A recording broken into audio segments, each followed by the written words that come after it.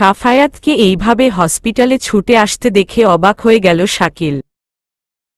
শাকিল অবাক হয়ে বলল, স্যার, এই গার্লটা কি আপনার ম্যারিড করা বউ? না মানে আপনি মেয়েটার ডিটেইলস জানার পর ছুটে চলে আসলেন? আবার আপনাকে দেখতে কেমন বিধ্বস্ত লাগছে। তাই বললাম আর কি। সাফায়াত শাকিলের দিকে কটমটে চোখে তাকিয়ে বলল, তোমার এইখানে আর কোনো কাজ নেই, তুমি তোমার কাজে যাও। ঠিক আছে, আমি গো দিচ্ছি। তবে যাওয়ার আগে মেয়েটাকে আর একটু দেখে যাই। কি সুইট একটা মেয়ে, লুক লাইক নায়িকা। জানেন স্যার, আজকে আমার নিজের মধ্যে কেমন যেন নায়ক ফিল আসছে। নায়িকারা যেমন বিপদে পড়লে নায়ক এসে তাদেরকে উদ্ধার করে, তেমনি আমিও আজ নায়কের মতো এসে মেয়েটার উদ্ধার করেছি। আজ বাসায় ফিরে আমি মাদারকে মেয়েটার ব্যাপারে বলবো। মেয়েটাকে বেশ মনে ধরেছে আমার। মনে হচ্ছে মেয়েটা কোনো পুলিশের আত্মীয়। হয় হোক, সমস্যা নেই। সে যত বড়ই পুলিশ অফিসার হোক না কেন, আমি মেয়েটাকে আমার করব। আমি যে আমার মনটা মেয়েটাকে গিফট করেছি, এখন শুধু তাকে বলা বাকি আছে, এই মন তোমারই। সাফায়াত রাগে গজগজ করতে করতে বলল, তুমি বড্ড বেশি কথা বলছো শাকিল। Sorry sir. আমি চলে যাচ্ছি বলে শাকিল কেবিন থেকে বেরিয়ে গেল। শাকিল যাওয়ার পর সাফায়াত সুরার দিকে এগিয়ে গেল। সুরার হাতে প্লাস্টার লাগানো হয়েছে, মাথায় ব্যান্ডেজ দেওয়া হয়েছে, চেহারায় কেমন মলিনতার ছাপ ফুটে উঠেছে। নিজের অজান্তেই সাফায়াত সুরার কপালের উপর পড়ে থাকা চুলগুলো কানের পেছনে গুজে দিল। সুরার সবে মাত্র একটু চোখ লেগে এসেছিল। মুখে কারো হাতের স্পর্শ পাওয়া মাত্র সুরা এক লাফ দিয়ে উঠে পড়ল,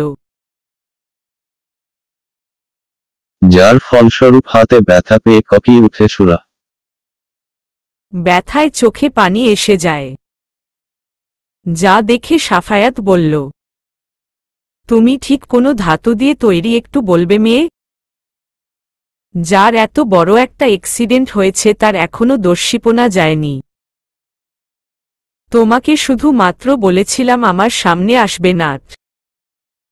আমি কি একবারও বলেছিলাম তুমি বাড়ি থেকে বেরিয়ে যাও, গাড়ির নিচে ঝাঁপ দাও? এসব তুমি ইচ্ছে করে করছে তাই না, যাতে আম্মি আমাকে বকাঝকা করতে পারে? প্রত্যুত্তরে সুরা কিছু না বলে সাফায়াতকে এক হাত দিয়ে জড়িয়ে ধরে বলল, আপনি এসেছেন পুলিশ? আমি জানতাম আপনি আসবেন। জানেন আমি এত বড় বড় গাড়ি দেখে কত ভয় পাইছিলাম? দেখেন না আমার হাত লুলা হয়ে গেছে। তার মানে পাড়ার দাদিরা যা বলছিল সত্যি বলছিল। পুলিশের পোলাপাইন সত্যি সত্যি লুলা হয়। কিন্তু আমার মনে হয় কখনো পোলাপাইন হবে না, তাই আমিই লুলা হয়ে গেছি। বেশ হয়েছে হাত লুলা হয়ে গিয়েছে। তোমার মুখটা যদি বন্ধ হয়ে যেত তাহলে আমি আরো বেশি খুশি হতাম। গাড়ি তোমার হাতের উপর দিয়ে না উঠে মুখের উপর দিয়ে উঠল না কেন? এইভাবে বলতে পারলেন পুলিশ? যদি আমি মরে যেতাম তখন ও নিশ্চয় আপনি খুব খুশি হতেন তাই না? অবশ্য খুশি হবারই কথা। আমি মরলে আপনি আপনার পছন্দের মতো আর একটা বিয়ে করতে পারতেন। আপনি খুব খারাপ পুলিশ, আমাকে একটুও ভালোবাসেন না। ছোটবেলায় আমার নাক ঘামতো বলে দাদিরা বলতো, দেখিস সুরা তুই বড় কপালে হবি। তোকে অনেক ভালোবাসে, আদর সোহাগ করবে। কিন্তু এখন বুঝতে পারছি তারা মিথ্যা বলছিল বলে সুরা সাফায়াতের শার্টে নাক মুছতে যাবে তার আগেই সাফায়াত জোর গলায় বলল, হেই স্টপ। আজ যদি তুমি আমার ইউনিফর্ম নষ্ট করেছ তোমাকে সোজা জেলে ঢুকিয়ে দিব। বেয়াদব অসভ্য মেয়ে একটা, জ্বালিয়ে মারছে আমাকে। এরই মধ্যে কেবিনে নাজমা দেওয়ান, নুজাইফা আর মাজেদা প্রবেশ করল। সবাইকে দেখে সাফায়াত তৎক্ষণাৎ সুরাকে ছেড়ে দিয়ে বলল, আপনি এসেছেন আম্মি? ভালোই হয়েছে। আমার থানায় যেতে হবে। আপনি মেয়েটাকে নিয়ে বাসায় চলে যান। মেয়েটাকে নিয়ে তোর চিন্তা না করলেও চলবে। আমি আছি তো মেয়েটার জন্য। ওর আর কাউকে প্রয়োজন নেই। সাফায়াত নাজমা দেওয়ানকে জড়িয়ে ধরে চুমু দিয়ে বলল, ইদানিং আপনাকে আমি চিনতে পারি না আম্মি। সব প্রশ্নের তারা তারা উত্তর দেন। আমাকে আর আগের মতো ভালোবাসেন না। এখন আপনার সব ভালোবাসা ওই মেয়েটার জন্য। এটা ঠিক নয় আম্মি বলে সাফায়াত কেবিন থেকে বেরিয়ে গেল। রাত 10টা বাজে সাফায়াত বাড়ি ফিরে নিজের রুমে এসে দেখে সুরা নেই। সাফায়াত তৎক্ষণাৎ নুজাইফাকে কল করে তার রুমে আসতে বলল। সাথে সাথে নুজাইফা এসে বলল, পকেট কি ইদানিং বেশি গরম হচ্ছে তোমার? এইখান থেকে এইটুকু কল করে ডেকে আনতে হচ্ছে। ফালতু কথা বাদ দে। মেয়েটাকে কি হসপিটাল থেকে আনিসনি? নুজাইফা বুঝতে পারল সুরার কথা বলছে, তবু ও বলল, কোনো মেয়েটা ভাইয়া? আরে ওই বিচ্ছু মেয়েটা। মেয়েটা করছো কেন ভাইয়া? ওর সুন্দর একটা নাম আছে সুরা। সুরা বু হয় তোমার ভাইয়া। গিয়ে দেখো আম্মির রুমে আছে তোমার বু। যতদিন না ভাবি মনি সুস্থ হয় ততদিন আম্মির কাছেই থাকবে। আম্মির কাছে থাকবে মানে কি? আম্মি নিজেই তো অসুস্থ। একজন অসুস্থ মানুষ অন্য একজনের দেখাশোনা করবে কিভাবে? তো আম্মি করবে না তো কে করবে? ভাবি মনির যে অবস্থা, মেয়েটা না পারবে খেতে, না পারবে ওয়াশরুম যেতে, আর না পারবে চেঞ্জ করতে। মাজেদা খালা যে থাকবে মেয়েটার কাছে তার উপায় নেই। মাজেদা খালার ভাইয়ের মেয়ের বিয়ে, তিনি হসপিটাল থেকে এসে সোজা গ্রামে চলে গিয়েছে। ফিরতে কিছু দিন দেরি হবে। তাই বাধ্য হয়ে আম্মিকে ভাবি মনির দেখাশোনা করতে হচ্ছে। সাফায়া তার এক মুহূর্ত দেরি না করে নাজমা দেওয়ানের রুমে চলে এলো। সাফায়াত এসে দেখল সুরা ঘুমুচ্ছে আর বিছানার পাশে রাখা টেবিলের উপর খাবার ঢেকে রাখা হয়েছে। হয়তো এখনো মেয়েটা খায়নি। সুরার ঘুমন্ত মুখ দেখে সাফায়াতের কেন জানি মায়া হল। তার ইচ্ছা করল না মেয়েটাকে আর বকা দেওয়ার। সে রুমের বাইরে চলে আসতে যেও কি মনে করে ফিরে গিয়ে সুরাকে কোলে তুলে নিল। সাফায়াত সুরাকে কোলে করে নিয়ে বেরিয়ে আসার পর নাজমা দেওয়ান ওয়াশরুম থেকে বেরিয়ে আসে। তিনি এতক্ষণ ইচ্ছে করে ওয়াশরুমে লুকিয়ে লুকিয়ে দেখছিল সাফায়াত কি করে।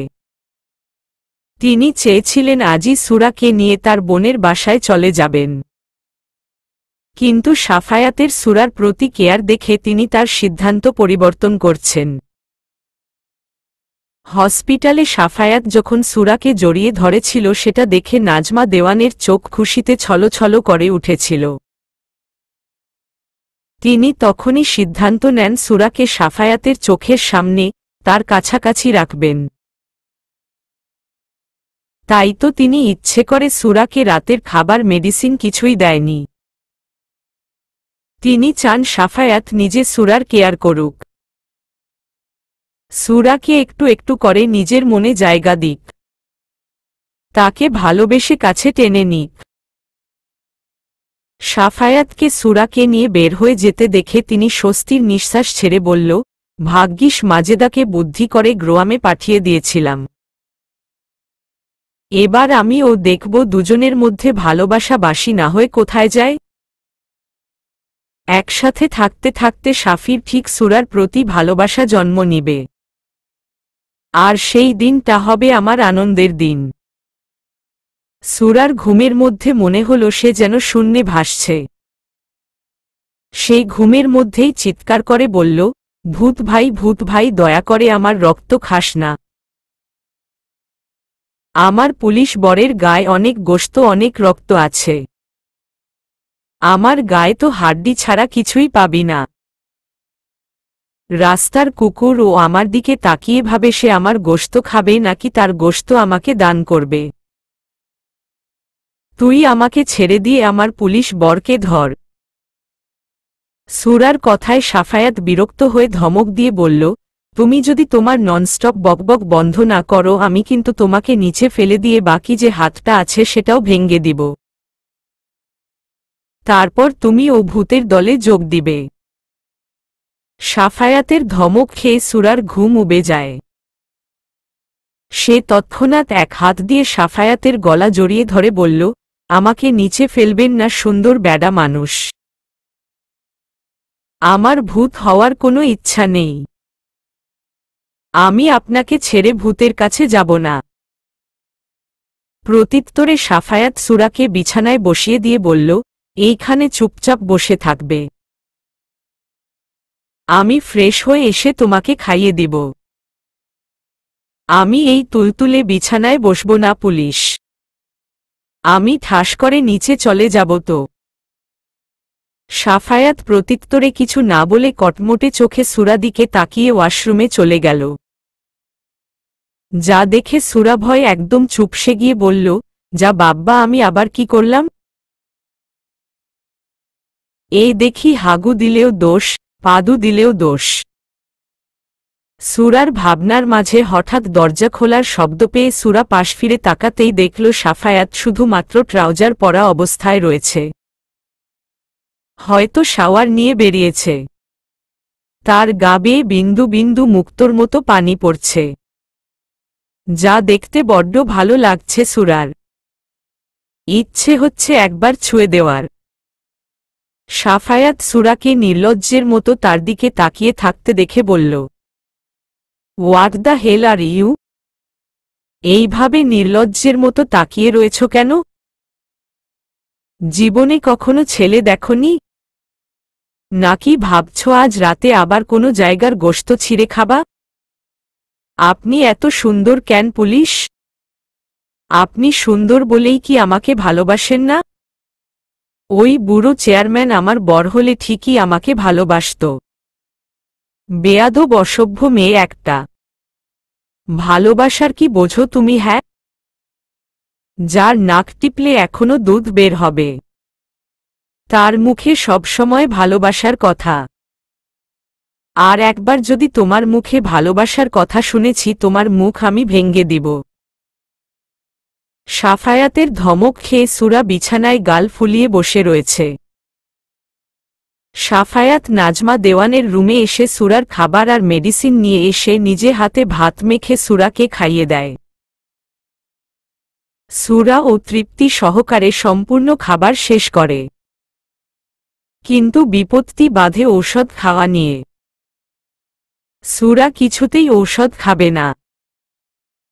এক পর্যায়ে সাফায়াত সুরাকে জোর করে ঔষধ খাইয়ে দেয়, যার ফলস্বরূপ সুরা গলগল করে বমি করে নিজের শাড়ি ভিজিয়ে দিয়ে সাফায়াতের ভয় কান্না করে দেয়। সুরার কান্না দেখে সাফায়াতের রাগ নিমিষেই পানি হয়ে যায়। সেই সুরার দিকে এগিয়ে গিয়ে সুরার চোখের পানি মুছে দিয়ে বলল, আমি কি তোমাকে মেরেছি? নাকি বকা দিয়েছি? তুমি ঠিক কি করতে চাইছ বলো তো? এমনিতেই একটা কেস নিয়ে মাথা খারাপ হয়ে যাচ্ছে। থানা থেকে ফিরে এসে যে একটু শান্তি করব তারও উপায় নেই। তুমি কি বাচ্চা মেয়ে যে জোর করে তোমাকে ঔষধ খাওয়াতে হবে? আমি ঔষধ খেতে পারি না পুলিশ। সেটা পারবে কেন? পারবে তো শুধু আমার মাথা খেতে। আমার মাথা খেয়েই তো তোমার শান্তি মেলে। যেটুকু খাবার খেলে সেটা তো দিলে বমি করে উঠিয়ে। শাড়িটাও নোংরা করে দিলে। আমি অনলাইনে তোমার ড্রেস অর্ডার করেছি। ড্রেস সকালে দিয়ে যাবে। কিন্তু এখন কি পরবে তুমি? আপনি আমাকে একটু ধরে ওষার রুমে নিয়ে চলুন। আমি ধুয়ে পরিষ্কার করে নিব। ডাফার একটা। ধুয়ে পরিষ্কার করে ভেজা কাপড়ে থাকবে তুমি? সাফায়াতের কথায় সুরা কিছু না বলে চোখের পানি ফেলতে লাগল। সুরার থেকে কোনো রেসপন্স না পেয়ে সাফায়াত সুরাকে নিয়ে ওয়াশরুমে রেখে কাবার্ড থেকে নিজের একটা শার্ট নিয়ে সুরাকে বলল, আপাতত আমার এই শার্ট ছাড়া তোমাকে পরতে দেওয়ার মতো আর কিছু নেই। এখনকার মতো এই শার্ট পরো। সকালে তোমার ড্রেস চলে আসবে। সুরা অসহায় কণ্ঠে বলল, আমি কিভাবে পরব? আপনি মা না হয় নুজাইফাকে একটু ডেকে দিন। এখন কটা বাজে জানো? 12টা। এত রাতে তোমাকে সাহায্য করার জন্য কি সবাই জেগে বসে রয়েছে? তাহলে আবার কি? শাড়ি খোলো তাড়াতাড়ি। বিশ্রী গন্ধ আসছে। আপনার সামনে খুলতে পারবো না। আপনি বাইরে যান। আমার মাথা ব্যথা করছে মেয়ে। তোমার এত রং তামাশা দেখার সময় নেই বলে সাফায়াত সুরার শাড়ির আঁচলে হাত দিতেই সুরা চিৎকার করে উঠল। যা দেখে সাফায়াত সুরার মুখ চেপে ধরে বলল, গাধা, এত রাতে চিৎকার করে মানুষ জড়ো করতে চাইছ তুমি? সবাই কি ভাববে সেই বিষয়ে কোনো আইডিয়া আছে তোমার? ঠিক আছে, আমি লাইট অফ করে দিচ্ছি। তাহলে নিশ্চয় তোমার সমস্যা হবে না? ঠিক আছে। সাফায়াত লাইট অফ করে সুরার শাড়ি চেঞ্জ করে তাকে শার্ট পরিয়ে বিছানায় এনে বসিয়ে দেয়। সুরার যেন লজ্জায় মরি মরি অবস্থা হয়ে গিয়েছে। সে ভুলে ও সাফায়াতের দিকে তাকিয়ে দেখছে না। যা দেখে সাফায়াত সুরাকে ইজি করতে বলল, দেখো মেয়ে, তোমার এত লজ্জা পাওয়ার মতো আমি কিছুই করিনি। এসব লজ্জা পাওয়া বন্ধ করো বলে সাফায়াত সুরার কাছে বসে তার পা নিজের দিকে টেনে এগিয়ে নিয়ে যেতেই সুরা কেঁপে উঠে তোতলাতে তোতলাতে বলল, কি করতে চাইছেন পুলিশ? তোমাকে আদর করতে। সাফায়াত লাইট অফ করে সুরার শাড়ি চেঞ্জ করে তাকে শার্ট পরিয়ে বিছানায় এনে বসিয়ে দেয়। সুরার যেন লজ্জায় মরি মরি অবস্থা হয়ে গিয়েছে। সে ভুলেও সাফায়াতের দিকে তাকিয়ে দেখছে না। যা দেখে সাফায়াত সুরাকে ইজি করতে বলল, দেখো মেয়ে, তোমার এত লজ্জা পাওয়ার মতো আমি কিছুই করিনি। এসব লজ্জা পাওয়া বন্ধ করো বলে সাফায়াত সুরার কাছে বসে তার পা নিজের দিকে টেনে এগিয়ে নিয়ে যেতেই সুরা কেঁপে উঠে তোতলাতে তোতলাতে বলল, কি করতে চাইছেন পুলিশ? তোমাকে আদর করতে। সত্যি? হ্যাঁ। মিথ্যে বলছেন না তো পুলিশ? আদর করার নামে আবার ঔষধ খাওয়াবেন না তো? আমি কিন্তু আর কোনো ঔষধ খেতে পারবো না। ঔষধ দেখলেই আমার অস্থির লাগে। মাথা ঘোরে, বমি আসে। তুমি কি 1 মিনিটও চুপচাপ থাকতে পারো না? শরীরের যে কোনো একটা অংশ ক্ষতিগ্রস্ত হলে আমরা অসুস্থ হয়ে যাই। আমাদের কথা বলার মতো কোনো মুড থাকে না। কিন্তু তুমি তো দেখছি ননস্টপ বকবক করেই যাচ্ছ। অ্যাক্সিডেন্টের কোনো ইফেক্ট তোমার উপর পড়েনি। আর একটা কথাও না বলে চুপচাপ থাকো। আর দেখো আমি কি করি। চুমু দিবি? শুধু চুমু না গাধা, আরও অনেক কিছু দিব বলে সাফায়াত সুরার দিকে এগিয়ে যেতেই সুরা আবেশে চোখ বন্ধ করে নেয়। তৎক্ষণাৎ সাফায়াত সুরার পা টেনে নিয়ে ক্ষতস্থানে মলম লাগিয়ে দেয়। ক্ষতস্থানে জ্বলে উঠতেই সুরা চিৎকার করে বলে, আমি জানতাম আপনি এমনই কিছু করবেন। পুলিশের কাজই হচ্ছে শুধু মিথ্যা কথা বলা, মানুষকে বোকা বানানো। সাফায়াত সুরার হাতে মলম লাগাতে লাগাতে বলল, আর কোথায় আঘাত পেয়েছ দেখি? সুরা ইতস্তত বোধ করে বলল, আর কোথাও না। আমি জানি তুমি মিথ্যা বলছ। শাকিল বলেছিল তুমি গুরুতরভাবে আহত হয়েছিলে। ওই রাস্তায় পড়ে যাওয়ার পিঠে একটু ছুলে গেছে, কিন্তু কোনো সমস্যা নাই। এরকম আঘাতে আমি অভ্যস্ত আছি। বাপ মা ছাড়া চাচির সংসারে বড় হয়েছি তো। আঘাত আমার নিত্যদিনের সঙ্গী ছিল।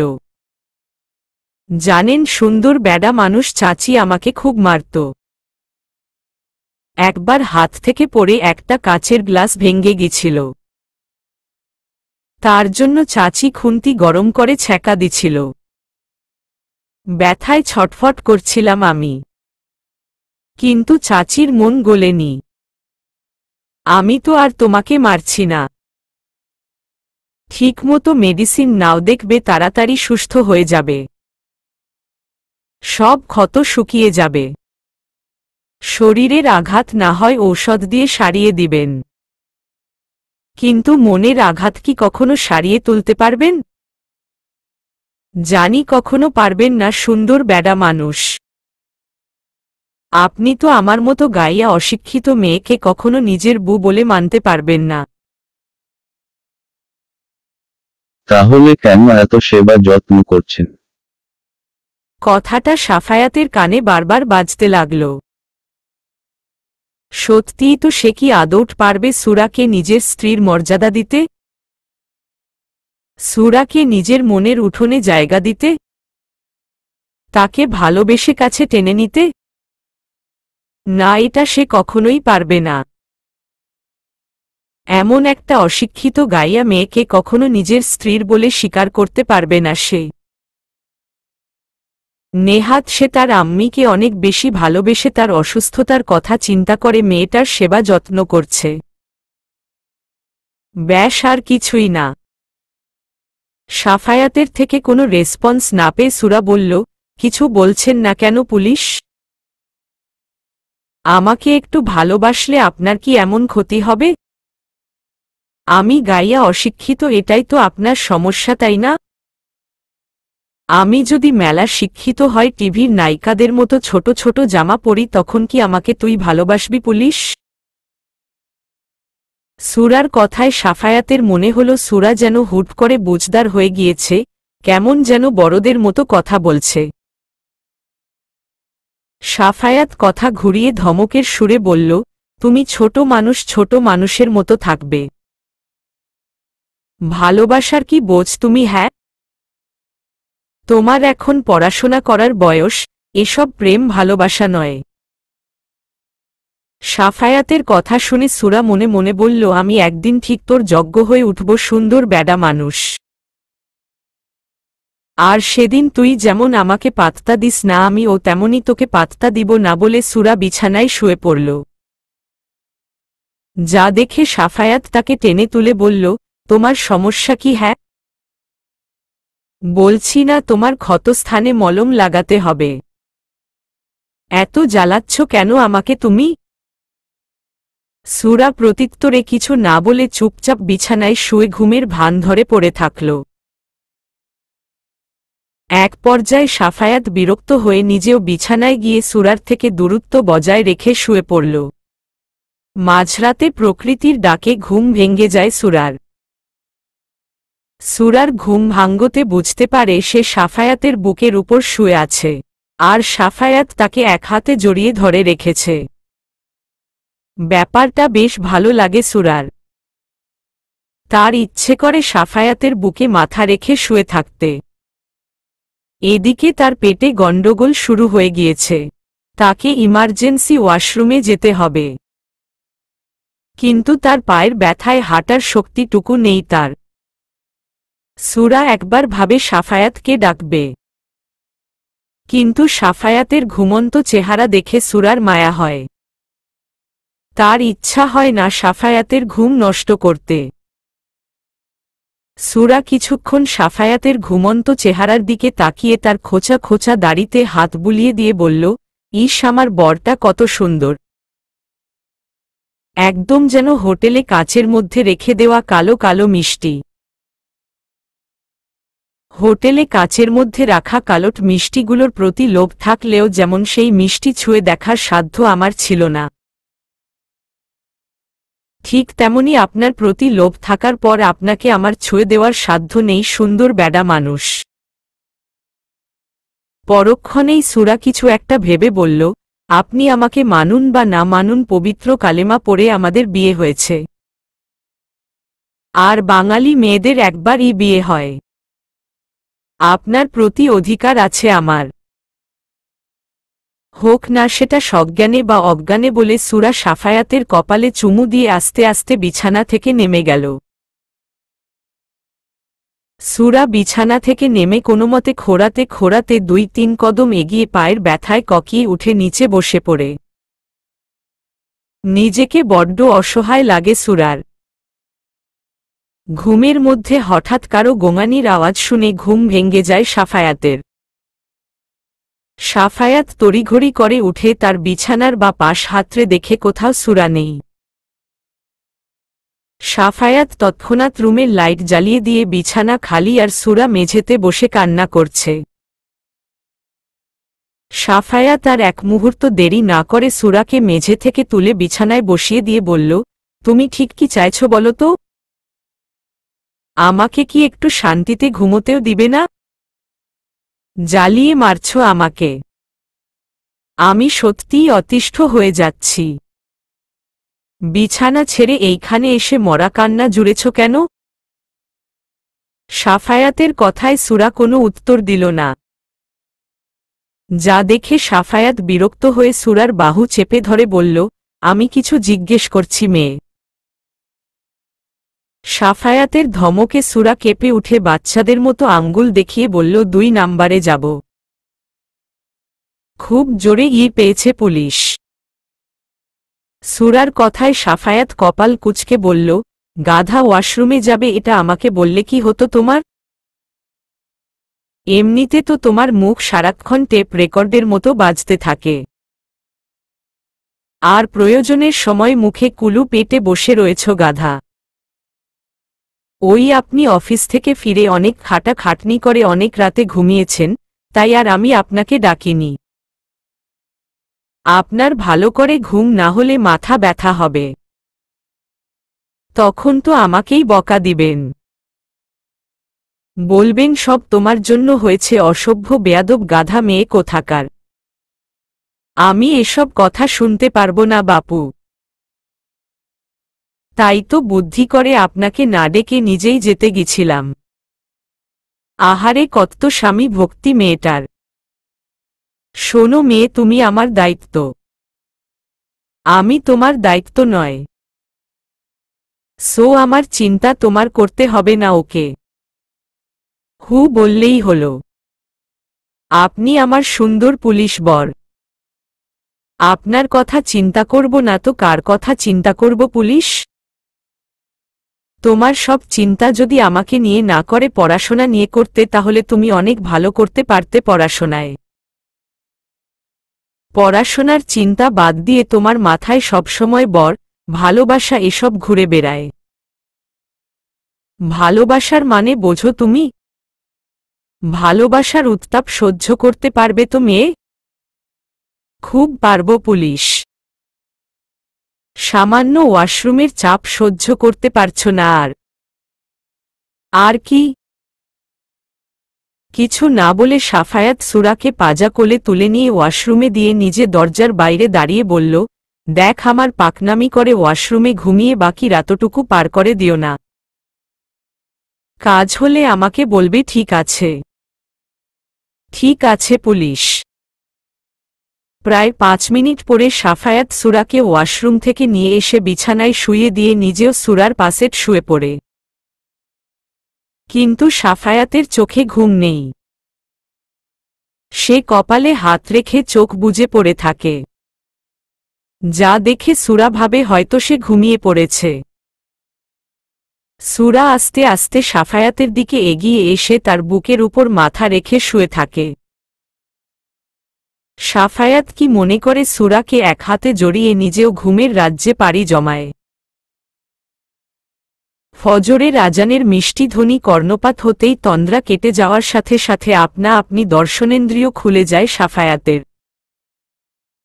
সাফায়াত চোখ খুলে দেখে সুরা তার বুকে বিড়াল ছানার মতো লেপ্টে রয়েছে, যেন এটা তার শান্তির নীড়। সাফায়াত অতি সাবধানে সুরাকে তার বুকের উপর থেকে সরিয়ে বালিশে শুইয়ে দিয়ে নিজে ফ্রেশ হতে ওয়াশরুমে চলে যায়। সাফায়াত ফ্রেশ হয়ে একটা সাদা পাঞ্জাবি পরে মাথায় টুপি নিয়ে মসজিদে চলে যায়। সাফায়াত নামাজ শেষ করে এসে দেখে সুরা এখনো ঘুমিয়ে রয়েছে।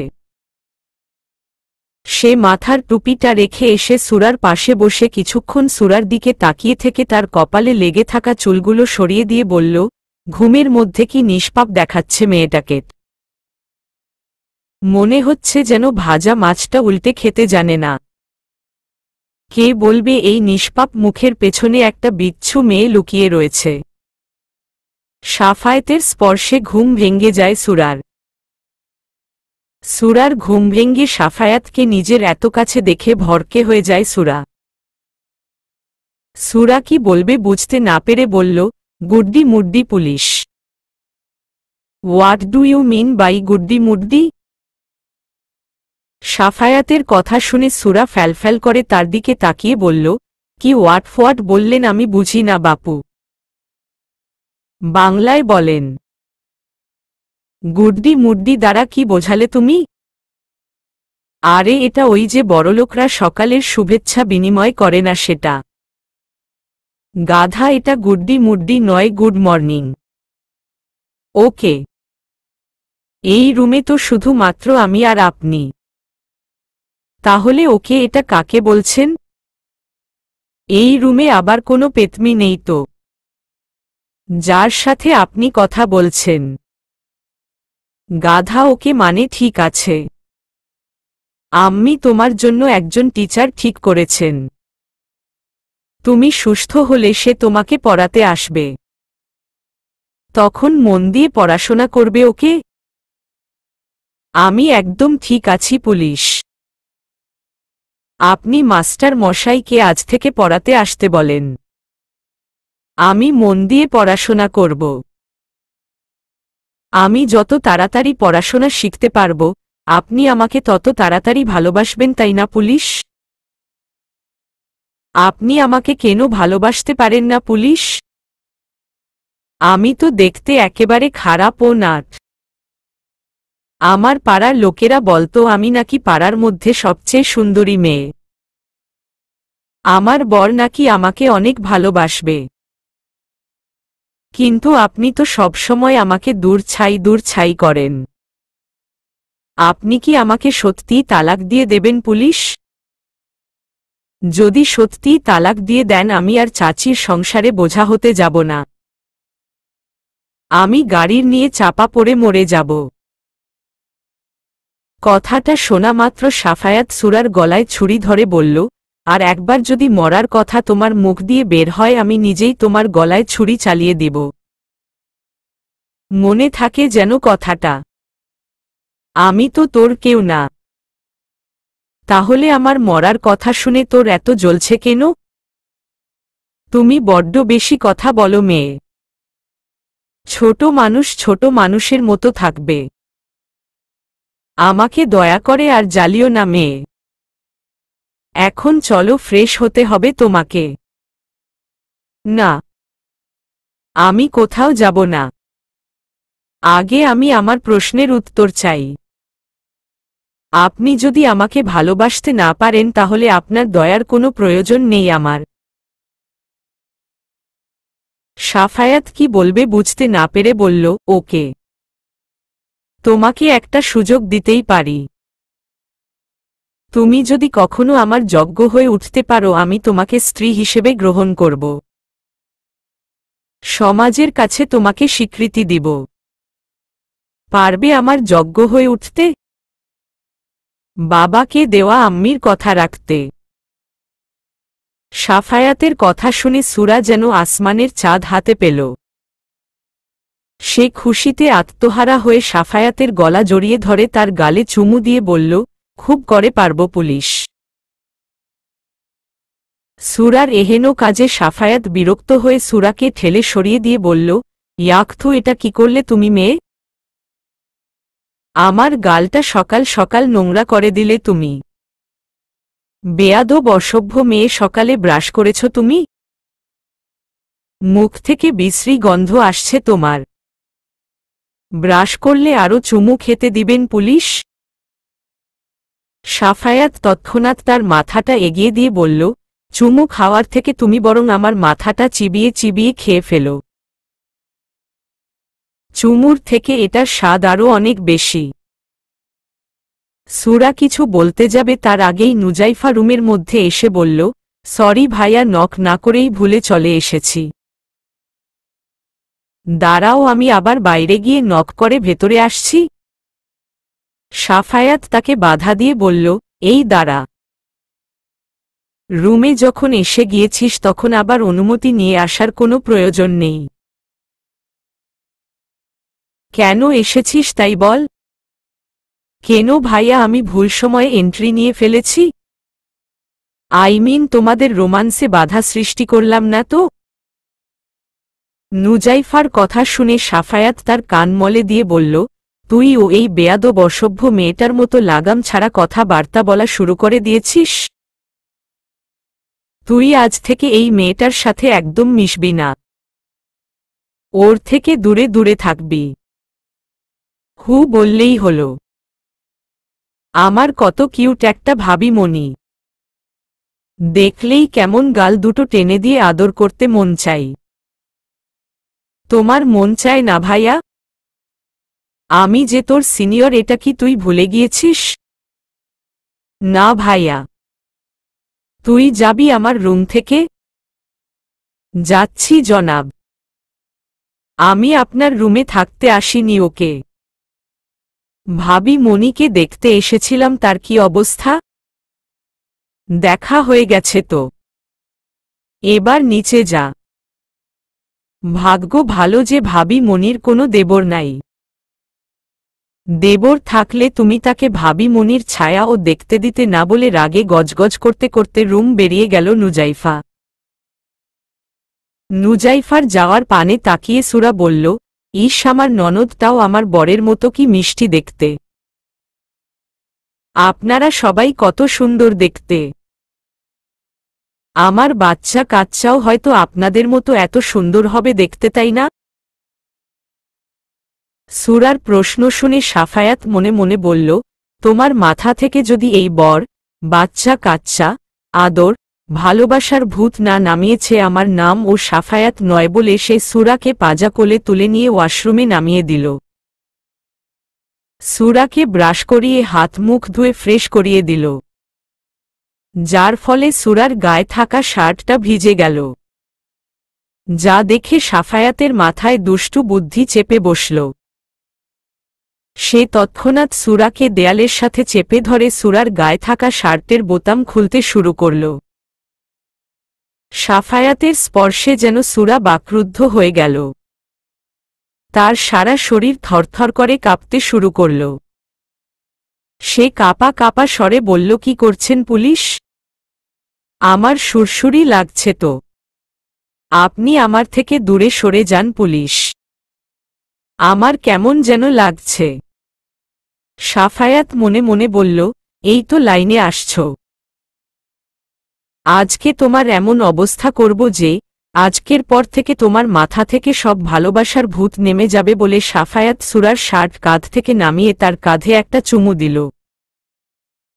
মুহূর্তের মধ্যে যেন সুরার শরীরে কারেন্ট বয়ে গেল। সে এক হাত দিয়ে সাফায়াতকে ঠেলে সরিয়ে দেওয়ার চেষ্টা করে বলল, ছি ছি পুলিশ, এসব কি করছেন আপনি? কেন, তোমাকে ভালোবাসছি, আদর করছি। তুমি তো এটাই চাও, তাই না? সবসময় বাচ্চা কাচ্চা আদর ভালোবাসা করে আমার মাথা খারাপ করে দাও। তাহলে এখন ছি ছি করছো কেন? তোমার না বাচ্চা চাই বলে সাফায়াত সুরার ঘাড়ে আরো একটা চুমু দেয়। হ্যাঁ চাই তো। তাই বলে আপনি আমার সাথে এমন করবেন? ছি ছি ছি, আমি আপনাকে ভালো মনে করেছিলাম। আর আপনি কিনা? আমি থাকব না আপনার সাথে। আমি আজ থেকে আমার শাশুড়ি মায়ের কাছে থাকব। আর মাকে এটাও বলে দিব যে আপনি আমার সাথে কি কি করেছেন। সিরিয়াসলি এসব বলবে তুমি আম্মির কাছে? যাও গিয়ে বলো। তুমি তো আমার সাথে থাকতে চাইছ না, তাই না? কিন্তু তুমি যদি আম্মিকে বলো আমি তোমার সাথে কি কি করেছি, তাহলে আম্মি জোর করে তোমাকে আমার কাছে রেখে যাবে। আর আমি এখন থেকে তোমাকে সবসময় এইভাবে ভালোবাসবো, আদর করব। না না বাপু, আমার চাই না আপনার ভালোবাসা। আমি ভালো মাকে কিছুই বলবো না। তবু আমি আপনার সাথে থাকব না বলে সুরা খোঁড়াতে খোঁড়াতে ওয়াশরুম থেকে বেরিয়ে আসলো।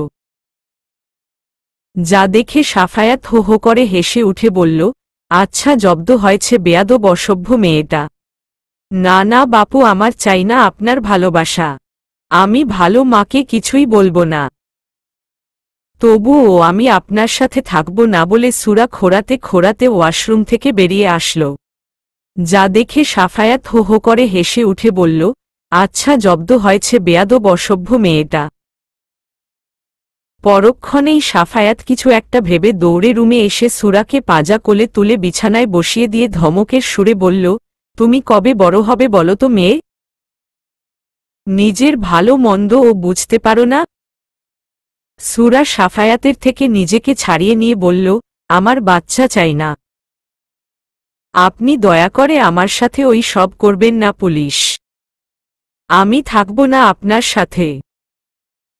আমি ভালো মার কাছে যাব বলে সুরা বিছানা থেকে নামতে যাওয়ার আগেই সাফায়াত তাকে থামিয়ে দিয়ে বলল, গাধা, তোমার নিজের দিকে একবার তাকিয়ে দেখো।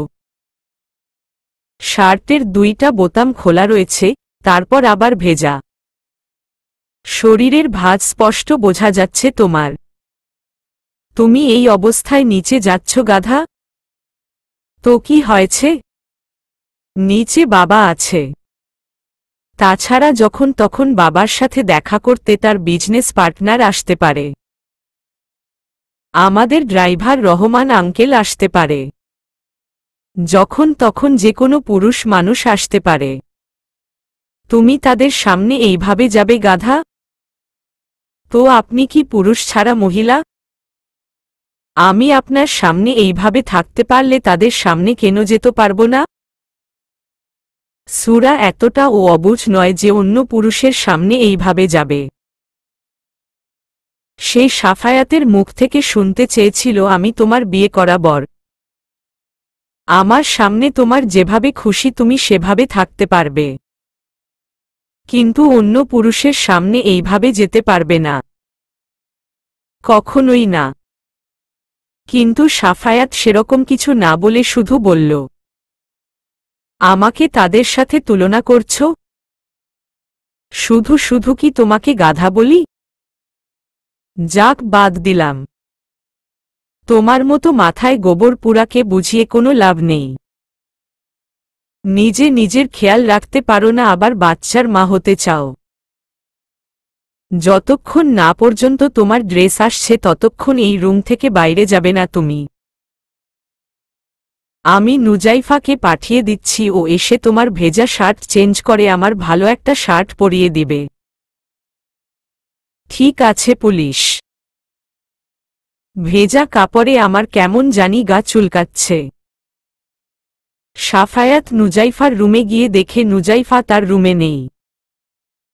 নাজমা দেওয়ান, মাজেদা খালা তারাও নিজেদের কাজে ব্যস্ত। সাফায়াত হতাশ হয়ে ফিরে এসে নিজেই সুরার শার্ট চেঞ্জ করে দিতে যায়। কিন্তু সাফায়াত সুরার শার্টের বোতামে হাত দিতেই সুরা সাফায়াতের হাতে কামড় বসিয়ে দেয়। সাফায়াত সুরাকে কিছু বলতে যাবে তার আগেই নাজমা দেওয়ান রুমে প্রবেশ করে। তাকে দেখে সাফায়াত রাগান্বিত হয়ে বলল, আম্মি, এই রাক্ষসী মেয়েকে আমার রুম থেকে নিয়ে যান। ওকে যেন আর আমার চোখের সামনে না দেখি। যবে থেকে এই মেয়েটাকে আমার ঘাড়ে ঝুলিয়ে দিয়েছেন তবে থেকে আমার জীবন থেকে সুখ শান্তি বিলীন হয়ে গিয়েছে। আমি দুদণ্ড শান্তি করতে পারছি না আম্মি। জ্বালিয়ে মারছে আমাকে এই বেয়াদব অসভ্য মেয়েটা। কেন রে শাফি, কি হয়েছে? সুরা তো অসুস্থ। একটা অসুস্থ মেয়ে তোর আবার কি ক্ষতি করল? কি করে নি তাই জিজ্ঞেস করুন আম্মি। ওর ভেজা শার্ট আমি চেঞ্জ করে দিতে গিয়েছিলাম আর ও আমার হাত কামড়ে গোশত উঠিয়ে নিয়েছে।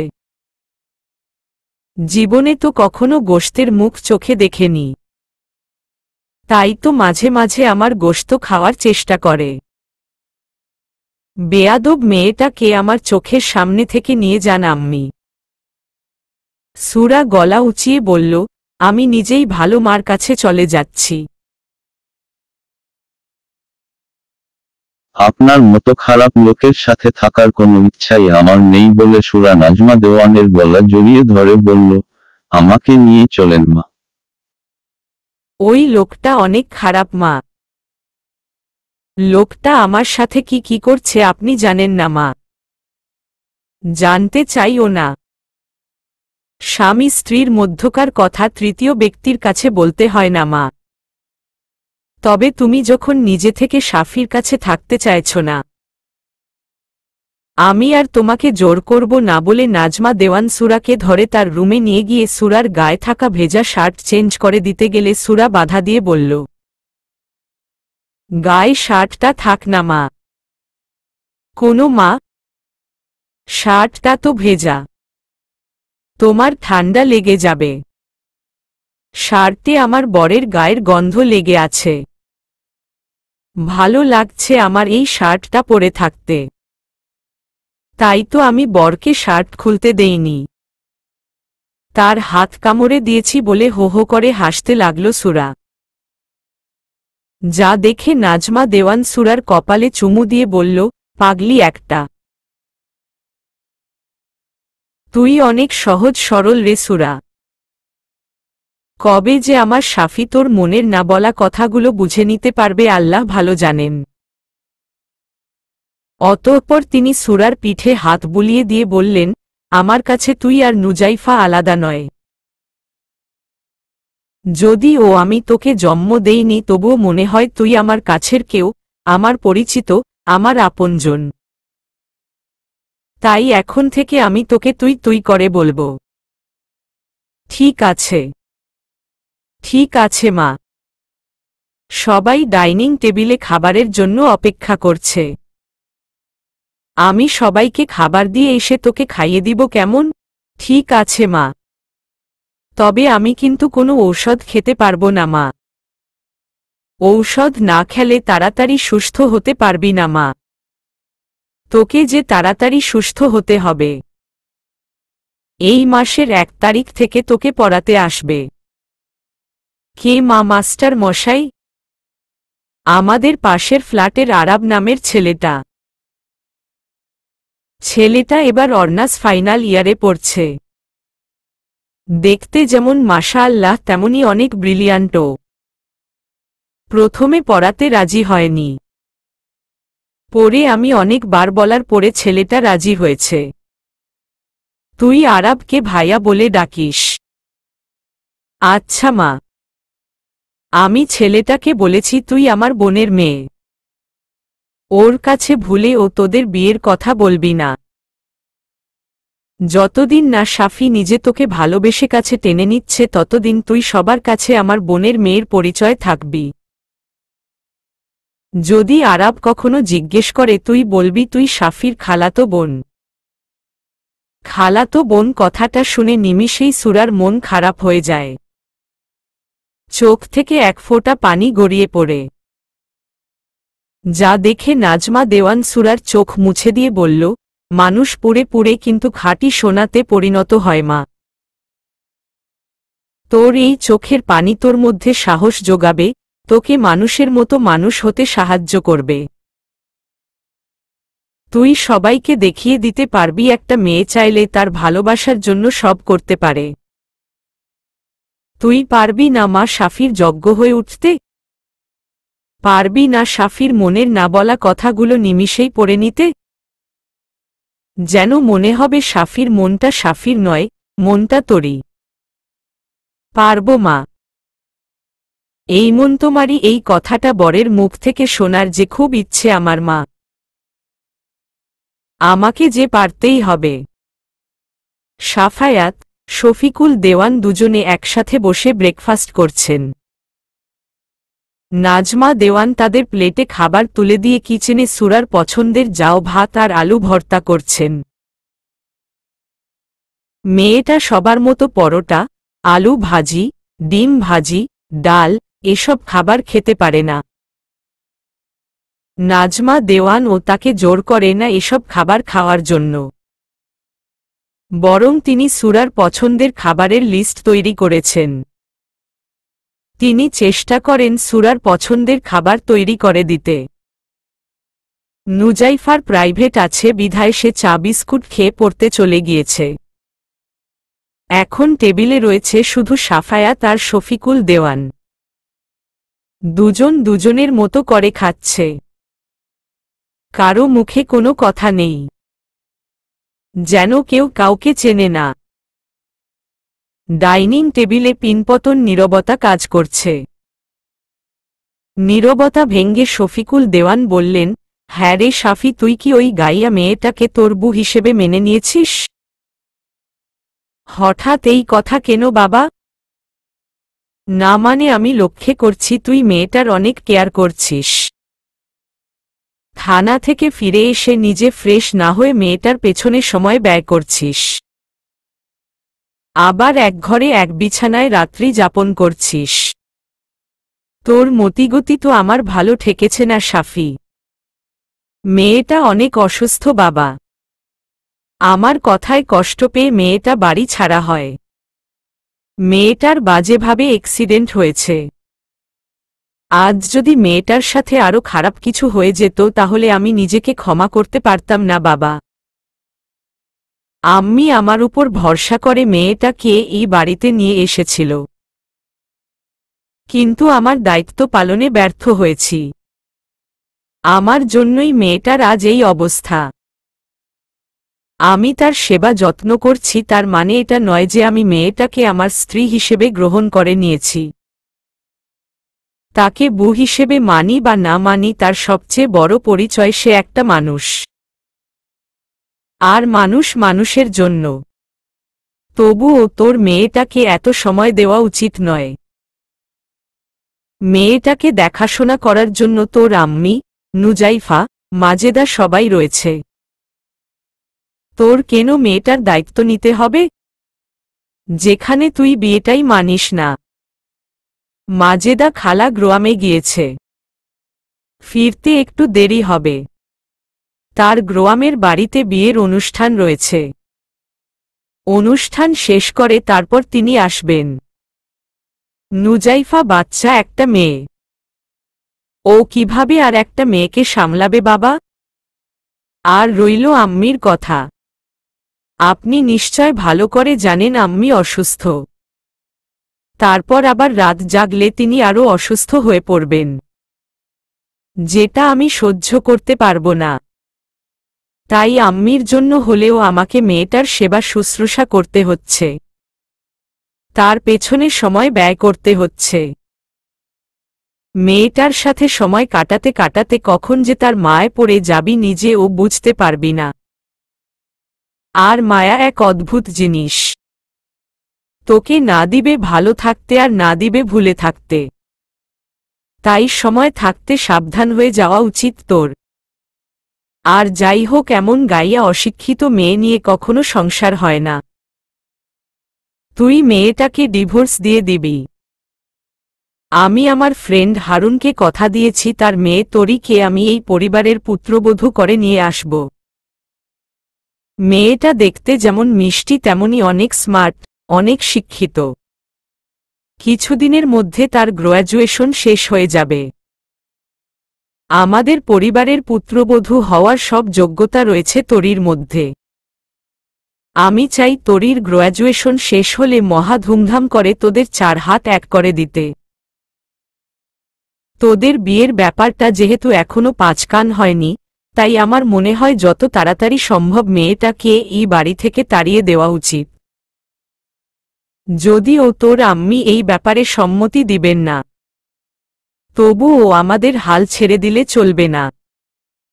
শফিকুল দেওয়ানের কথার পিঠে কি বলা উচিত বুঝতে পারে না সাফায়াত। সাফায়াতের থেকে কোনো রেসপন্স না পেয়ে শফিকুল দেওয়ান বললেন, বাইরের একটা মেয়ের খেয়াল রাখতে গিয়ে নিজের কি অবস্থা হয়েছে একবার ও আয়নাতে দেখেছিস? সেলুনে যাস না কতদিন? চুল বড় বড় হয়ে গিয়েছে, দেখতে কেমন বাদরের মতো লাগছে। ওই ব্যস্ততার জন্য সেলুনে যাওয়ার সময় হয় না। আজ শিওর সেলুনে যাব বাবা। ঠিক আছে, তবে মেয়েটার থেকে দূরে দূরে থাকবি, একদম পাত্তা দিবি না। আমি তোরির সাথে খুব শীঘ্রই তোকে মিট করাব। মেয়েটাকে একবার দেখলে তুই আর না করতে পারবি না। সাফায়াত কিছু না বলে থানায় চলে আসে। সাফায়াত নিজের কেবিনে বসে ল্যাপটপে কাজ করছে এমন সময় শাকিল একটা ফাইল নিয়ে এসে সাফায়াতের হাতে দিয়ে বলল, স্যার, এই ফাইলে ভিকটিমের সমস্ত তথ্য রয়েছে। পোস্টমর্টেম রিপোর্ট থেকে সন্দেহজনক কিছু পাওয়া যায়নি। ধারণা করা যাচ্ছে এটা একটা অ্যাক্সিডেন্ট কেস। জানা গিয়েছে এই মহিলা একজন রাতের প্রজাপতি ছিল। নাইট ক্লাবে নাচ গান করত। মহিলার লাশ সকালে নদীর তীরে পাওয়া গিয়েছিল। নাইট ক্লাবের মালিক সুজনের সাথে তার সম্পর্ক ছিল। তিনি রাতে ক্লাবে নাচ গান শেষ করে অতিরিক্ত ড্রিঙ্ক করে মাতাল অবস্থায় সুজনের গাড়ি চালাচ্ছিলেন, যার দরুন নিজের ব্যালেন্স ঠিক রাখতে পারেননি। মাতাল অবস্থায় গাড়ি চালানোর জন্য তার অ্যাক্সিডেন্ট হয়, আর তিনি ছিটকে নদীর তীরে গিয়ে পড়ে। মহিলাটার পরিবারের সদস্যদের জানিয়েছ তার মৃত্যুর ব্যাপারে? তার পরিবার বলতে শুধুমাত্র নিজের একটা বোন রয়েছে, যিনি হসপিটালে অ্যাডমিট রয়েছেন। বোনের চিকিৎসার খরচ জোগাতেই তাকে নাইট ক্লাবে নাচ গান করতে হতো। তুমি এখানে থাকো, আমি হসপিটাল থেকে একবার ঘুরে আসি। ঠিক আছে স্যার, আসুন। সাফায়াত থানা থেকে বেরিয়ে নিজের বাইক নিয়ে সোজা হসপিটালে চলে আসে।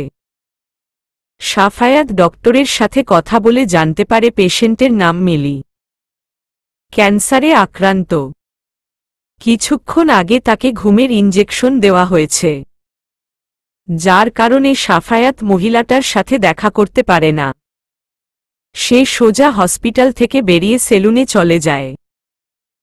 সেলুনে গিয়ে চেয়ারে বসতেই নাপিত সাফায়াতের চুলে কাঁচি চালাতে চালাতে বলল, স্যার, আপনি কি বিবাহিত?